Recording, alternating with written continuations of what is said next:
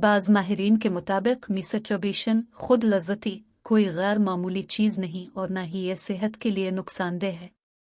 बहुत से मर्द और औरतें पार्टनर से जिनसी ताल्लुकात के बावजूद ये अमल करते हैं। ज़्यादातर लोग इसके बारे में बात नहीं करते हैं, लेकिन तकरीबन हर कोई इस पर अमल करता है।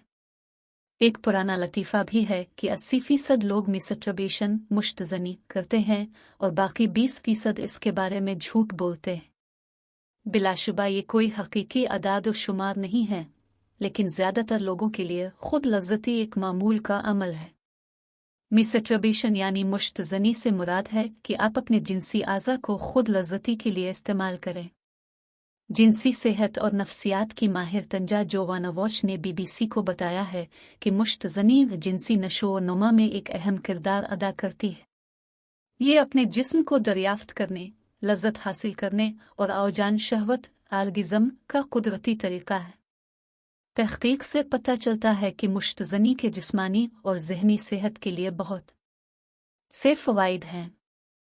अमरीकी शहर क्लीवलैंड के एक क्लिनिक में की गई तहक़ीक़ से मालूम हुआ है कि इससे ज़हनी तनाव और परेशानी कम होती है, नींद बेहतर होती है, तवज्जो बढ़ती है, मिजाज बेहतर होता है, दर्द में कमी आ सकती है, सेक्स लाइफ बेहतर होती है, इज़्तिराब और अफसरदगी से निपटा जा सकता है।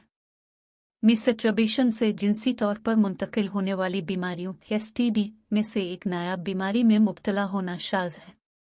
माहिरीन ये तजवीज़ देते हैं कि मिसट्रबेशन के लिए साफ़ सुथरे सेक्स टॉयज़ का इस्तेमाल किया जाना चाहिए। आर्गिज़म की सूरत में जिस्म मखसूस हार्मोन्स खारिज करता है, जिनमें डोपामीन और ऑक्सीटोसिन शामिल हैं।